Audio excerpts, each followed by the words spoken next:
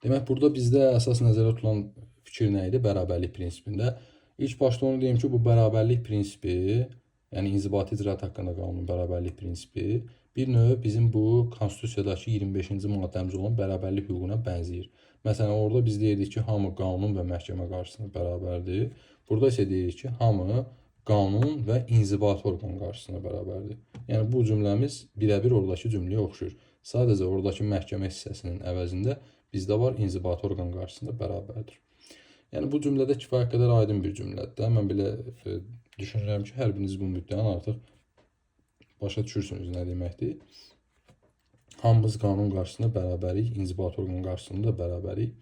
Burada qeyd edirik ki, 12.2-ci müddəasında inzibati orqan tərəfindən eyni mühüm faktiki hallara malik olan müxtəlif işlər üzrə müxtəlif qərarların qəbul edilməsi qadağandır.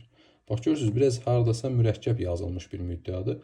Amma elə biz öz hazırlaşdığımız qurum üzrə yenə bir misala toxunaraq çox rahatlıqla bunu dərk edə bilərik. Bir daha müddəanı oxuyuram. Deyir ki, inzibati orqan tərəfindən eyni mühüm faktiki hallara malik olan, yəni faktiki hal eynidir, müxtəlif işlər üzrə müxtəlif qərarların qəbul edilməsi qadağandır. Burada nə nəzərdə tutur? Bax, müxtəlif işlər üzrə söhbətimdən birinci başlamaq istəyirəm. Tutaq ki, biz Qida Təhlükəsizliyi Agentliyinin, məsələn, regional bölməsinin müfəttişiyik. Bir ay bundan qabaq, məsələn, bir yoxlamada olmuşuq, restoran yoxlamasında və bir ay sonra biz yenə bir restoranın, növbəti başqa bir ərazidə olan başqa bir restoranın yoxlamasındayıq. Tutaq ki, hər iki restoranda aşkar olunan nöqsan nədir? Hər iki restoranda aşkar olunub tibbi araç yoxdur. Tibbi araç tələbdir, amma tibbi araç yoxdur. Yəni, məsələn, restoranı, belə deyək də, restoranda işləyən şəxslərin tibbi aracı olmalıdır, kafe restoran, yəni fərqi yoxdur.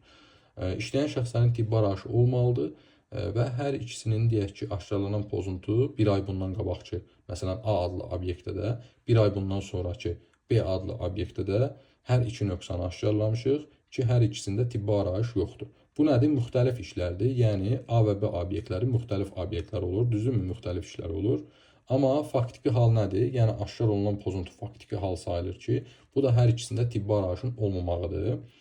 Bu hallar üzrə deyir ki, müxtəlif qərarların qəbul edilməsi qadağandır. Bəli, yəni bizdə İnzibati Xətalar Məcəlləsinin 220.5-ci maddəsinə əsasən tibbi arayışın olmamağı əsasında 220.5-ci maddə ilə protokol yazılmalıdır. Biz A adlı obyektdə bir ay bundan qabaq aşkarlamışıq ki, işçinin tibbi arayışı yoxdur.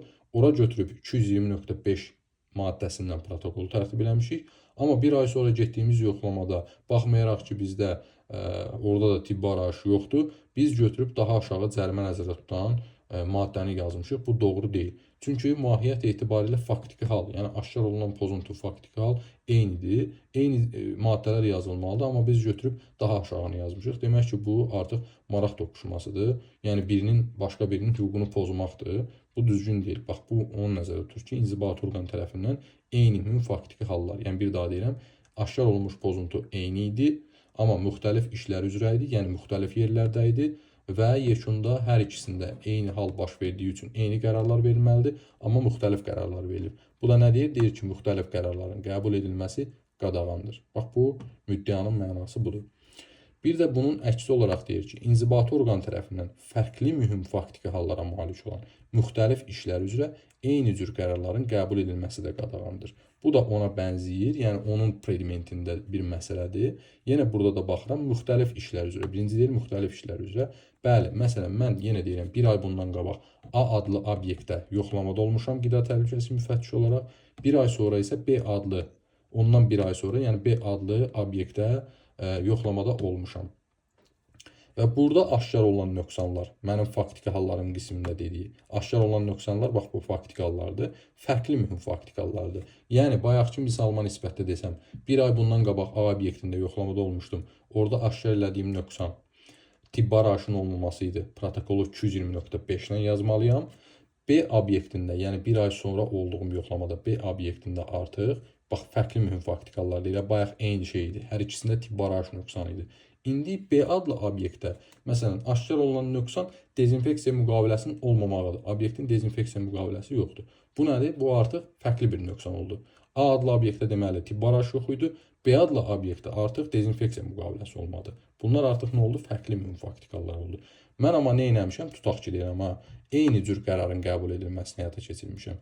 Yəni A adlı obyektdə 220 nöqtə, məsəl üçün B adlı obyektdə faktiki olaraq dezinfeksiya müqaviləsinin olmamağı idi problem. Bu istinad edir inzibati xətalar məcəlləsinin 220.3-cü maddəsinə. Həmin obyektdə 220.3 yazmışam. Amma A adlı obyektdə daha böyük nöqsan olan tibbi arayış nöqsanı yoxdur. Böyük dediyim, yəni cərimə məbləği böyük olduğunu nəzərdə tuturam. Tibbi arayış olmadığı halda götürüb ona da 220.3-ü yazmışam. Bu artıq yenə də bayaqki kimi biri durarkən o birinin hüququnu pozmaq oldu. Bu da olmaz. Yəni bunu da bizə deyir ki, həmin halda da yenə eyni cür qərarın qəbul edilməsi qadağandır. Çünki fərqli hallarda, pozuntu fərqlidirsə, sən eyni şeyi yaza bilmərsən axı ora. Bu düzgün bir hal deyil. Bax bizə bu müddəalar bunu nəzərdə tutur yoldaşlar.